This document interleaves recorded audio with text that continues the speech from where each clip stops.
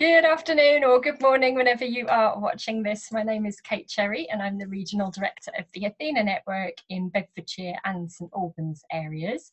We're a business networking and development club for women in business, and our aim is to provide connection, support and training over networking meetings with a variety of businesses. And in this very strange time we find ourselves in, I've decided to do more information panels with our experts in our groups, and two of my fabulous members in our Woburn Salford group, so Helen Gent and Elena Kale, who join us here today, both mentioned in their monthly minute this April about content. And I think a lot of people are finding it a bit ick knowing how to promote themselves and stay out there and stay visible at the moment, and some people are completely receding and sort of hiding away and feeling that it's not the right time to promote themselves.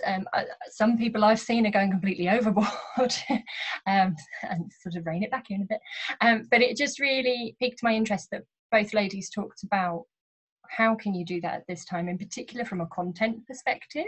So I just want to introduce you to these ladies, and then we'll just have a little chat about their tips and what they're advising their clients to do at the moment. So Helen, tell us what you do. What I do is I'm a copywriter or content creator, whatever you want to say. So my background is in journalism. I was a freelance journalist for about 30 years and then sort of transitioned into commercial writing rather than writing for magazines and newspapers. So I do a lot of, probably 90% of what I do is web content and business blogs.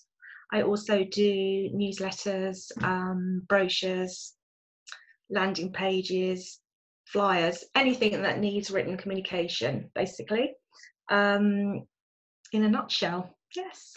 And your business name is Trumpet Media, isn't it? Trumpet Media, and it used to be Helen Gent Media, which is my name, and then I changed it, I think it was about a year and a half ago, because I realised that when I was working with clients, and most of my clients are women, and I think this is kind of, I don't know, overgeneralise, but I think this is quite a big thing for women. They're not always very good at promoting themselves.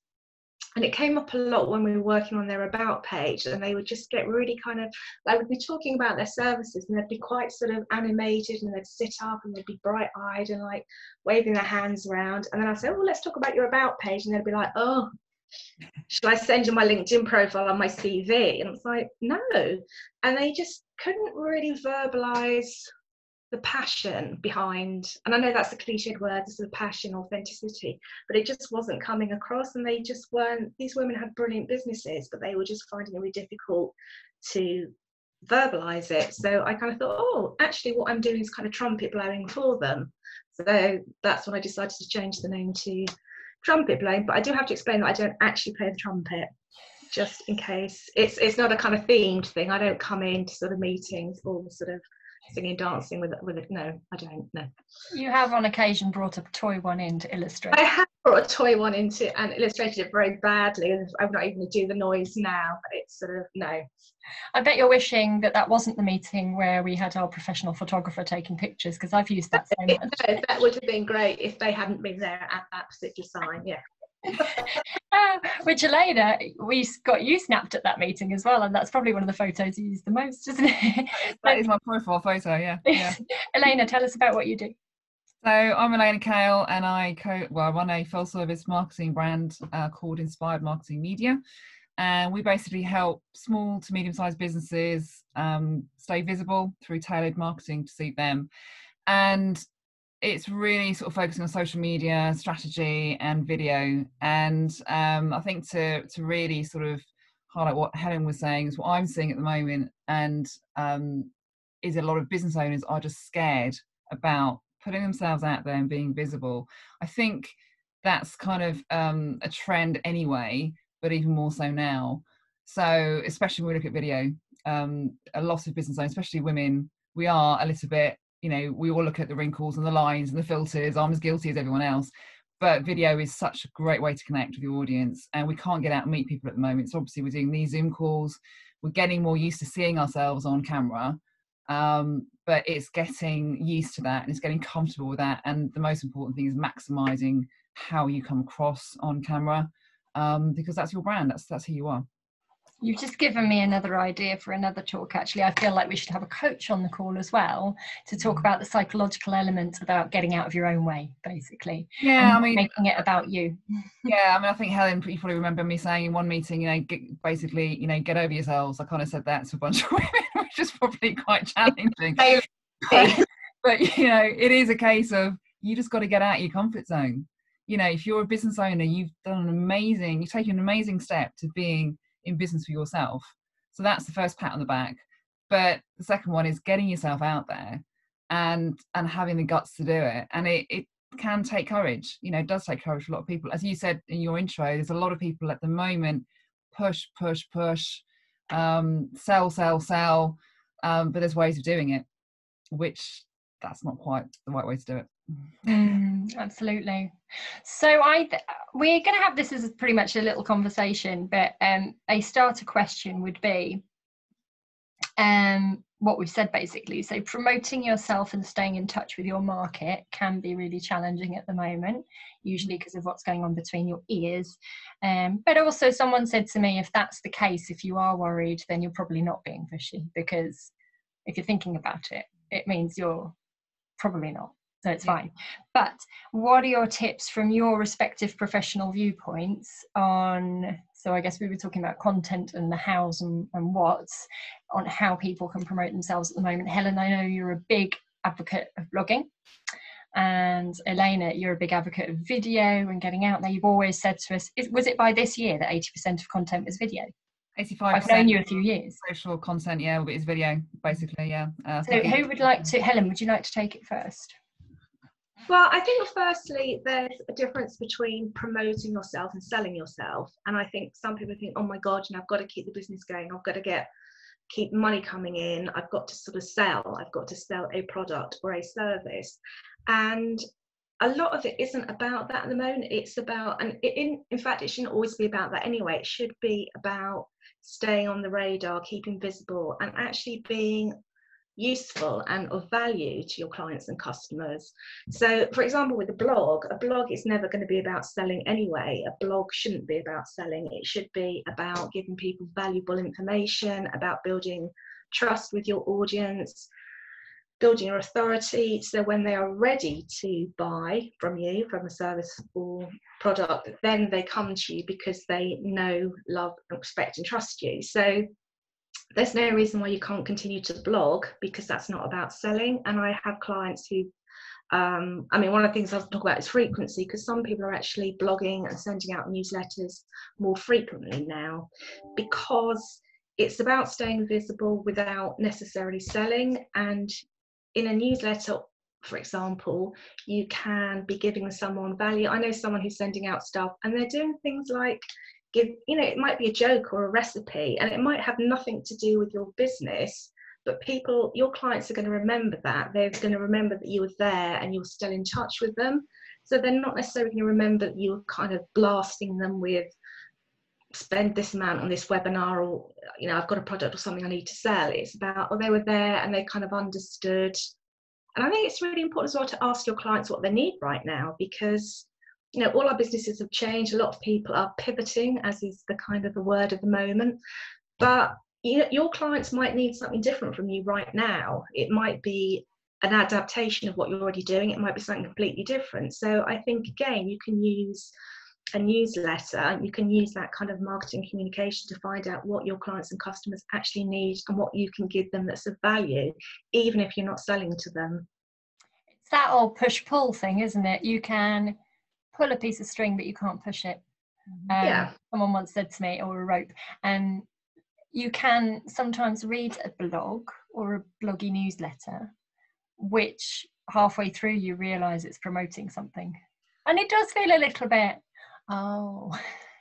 but then a newsletter that's purely trying to help and serve, or has distinctly separated the two things.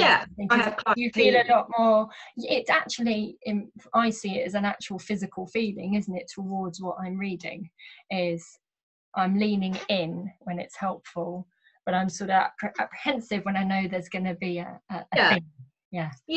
One of my clients at the moment, she has a newsletter and she has 3 different elements. So there'll be an element that links to the blog, which will be, again, value, interest, it won't be selling.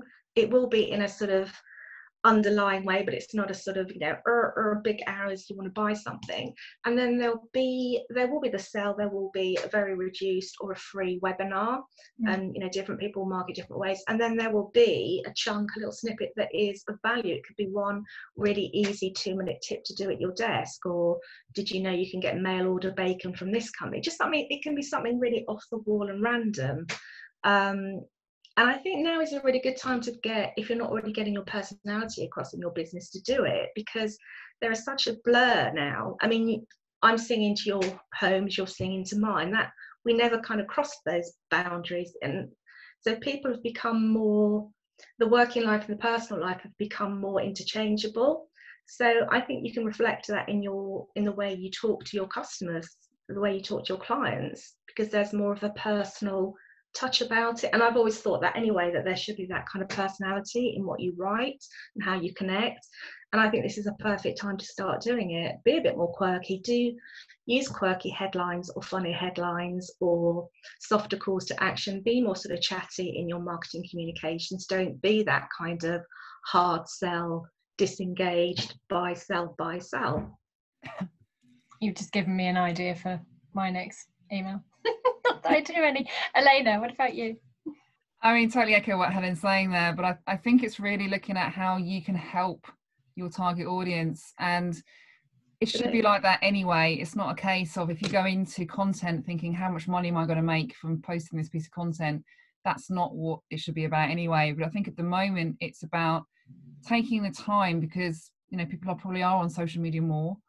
There have been some negative aspects of social media as well recently, in terms of when the lockdown happened, there was a lot of fear and panic, which has subsided, or seems to be subsiding now. But it's really about reaching out to people that you want to work with. And as Helen said, asking them what they want, but thinking about, what can I add value? How can I add value to them? What can I do for them? It's always about what's in it for them, not you, it's them. So, you know, it is looking about what are the pain points, what are the solutions that you can provide, that when they read a piece of content, they go, yep, that is exactly the issue I've got right now. Maybe this person can help me. And, you know, the more you have to be consistent, doesn't matter whether we're in lockdown or whether, you know, we're released, it's consistency all the way. You have to keep posting. And it is about building your audience now, because I think the key thing, any business, is to stay visible. If you're not visible at this point, and actually I listened to a webinar this morning, which actually made a really valid point, that if, for example, in 2 to 3 months when we're released, if that's when we're going to be released from a cage, or how it feels, then you're going to have some companies who at the moment are shutting down, they're battling down the hatches and not doing anything. Suddenly they're going to go, whoa, we've got a market, we've got to promote and everything, and there's going to be so much noise. Whereas if you're slowly, steadily pushing out the content, building your audience, creating that trust, and they're building those relationships, because it is about emotional connection, then once that lockdown, okay, phases, whatever, once we are able to sort of start working more normally again, you're already there. You're already at the forefront of your target audience's mind. And you know, that's the key thing I say to anybody, is that any business, yes, you've got to adapt. Yes, you've got to look at pivoting, as is the buzzword at the moment. But if businesses don't market themselves and they don't adapt, it's going to be a lot harder. I mean, yes, I can go into the whole technicalities of algorithms. You know, if you don't post out on social media and the engagement goes down, then the people that were engaging with you will stop seeing your posts in their timelines. That's how it works. Same on the website. So you've got to keep posting. Blogging is a fantastic way of keeping that SEO going, keeping the content going on your website. All these things are really, really important. But I think the key thing is helping people. Put yourself in the shoes of your client. What can I do to help? And the way you help now could be actually very different to the way you were helping maybe 6 to 8 weeks ago. And that's fine. Again, it's about adapting. So yeah, it's really about adding value. As Helen was saying, you know, there's things you can give away a little bit of value. But the other thing I would also say is that don't lose sight of your own worth, because it's really tempting to give away freebies, to give away things. You know, we have to keep selling because we've all got to make money, we've all got to feed our kids and live. But the way you sell is by building that trust, building that relationship, so people will want to buy from you. You don't have to go buy me, buy my stuff. They will come to you, and that's the best form of marketing you can do, really. I think if I could wave a magic wand, that would be one of the things to stop people saying, have this for free, have that for free, have that, because there's so much of it out there now.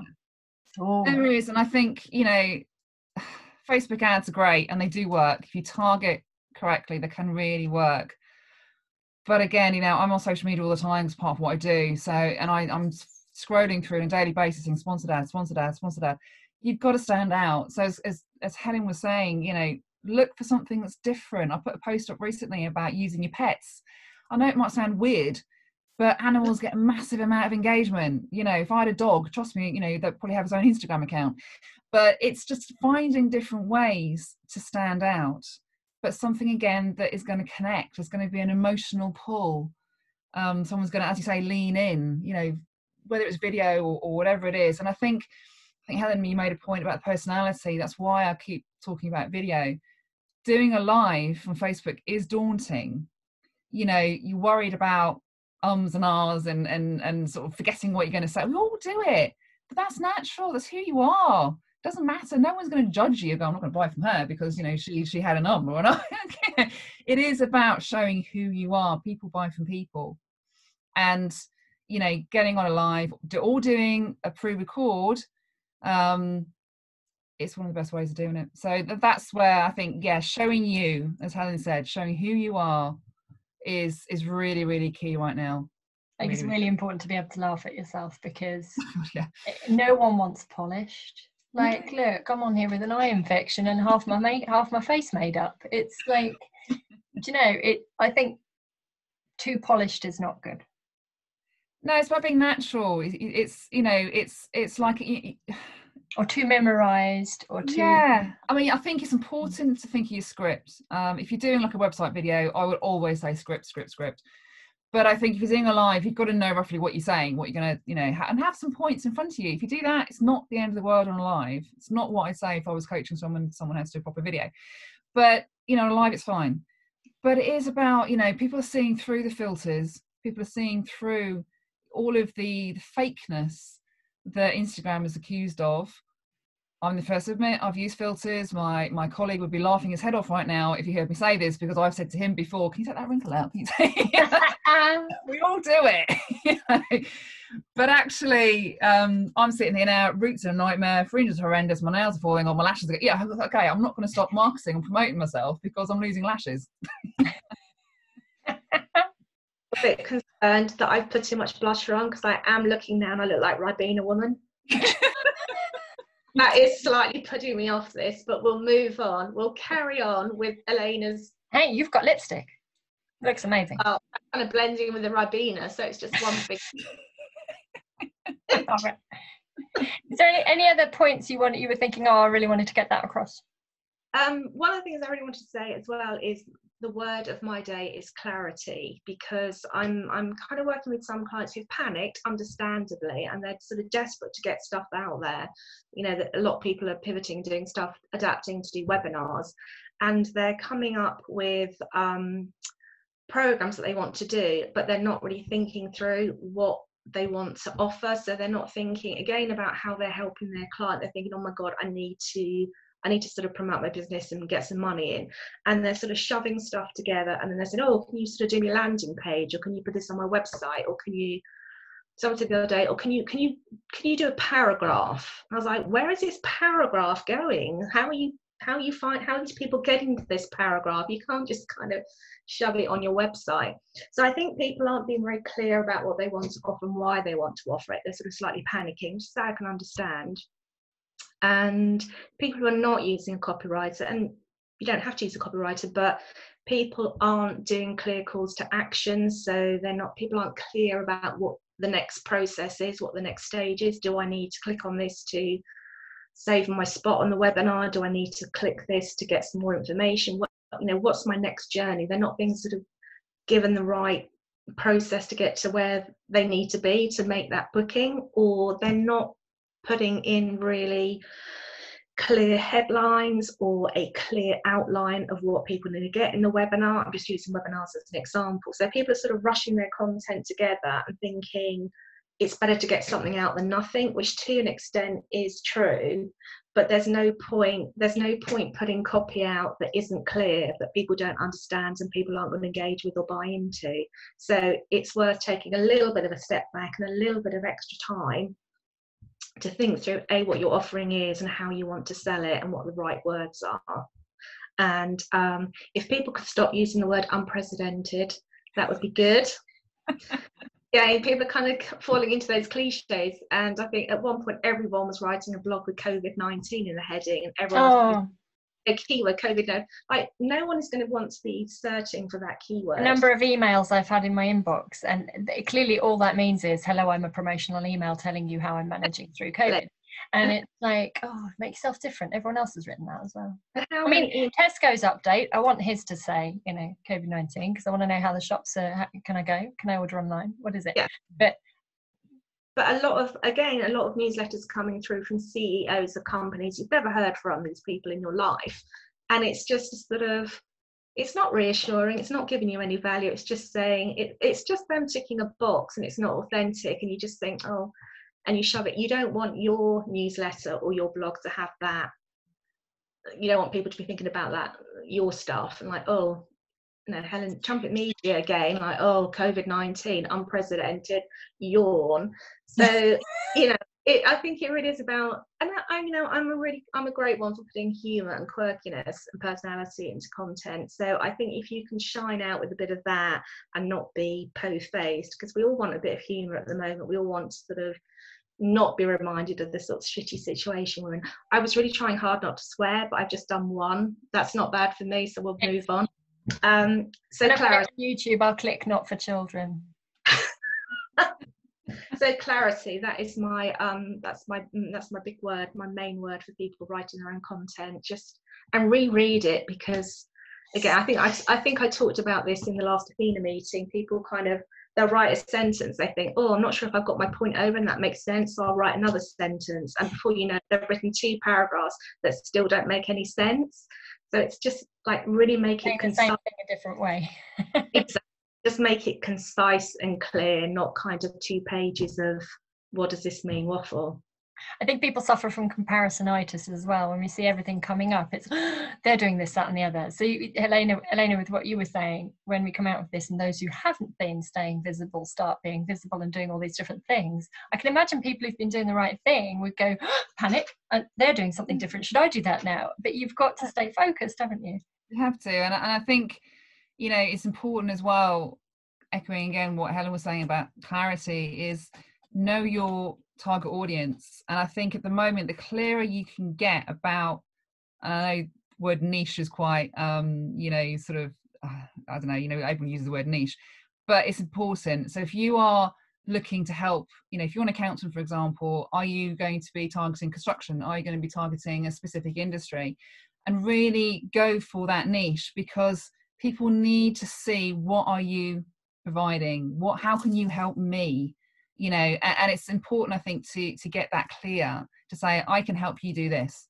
So it is a case of, okay, we can help you get your social media right, get you visible, to generate leads that you can convert into paying business, or something along those lines. And I think at the moment, it's a really good opportunity to build your community. What I'm finding with clients at the moment, I've got one particular client who was in leisure. So at the moment, they're shut. They can't open. But their social media, the way we're running it at the moment, is we're building that community, you know, even more than it was before, by really sort of building engagement, asking questions, getting them to submit content, and that's doing really, really well.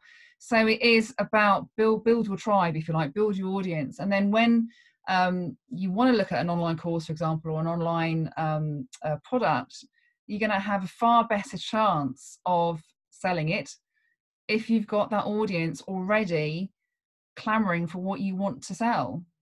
It's that community. So I think at the moment there's great opportunities, and you know, this is not going to last. This is not an economic crisis. It's a health crisis or human crisis.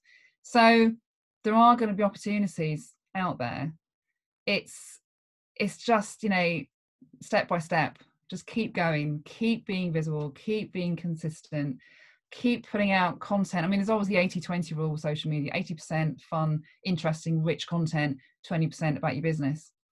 And that's the case of, you know, whatever type of whatever was going on in the world at the moment.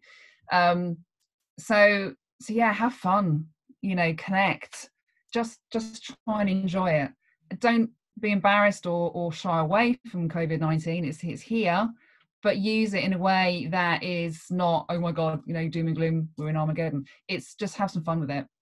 Yeah, and very much, as Helen said, you know, be yourself, be real, because people will want that.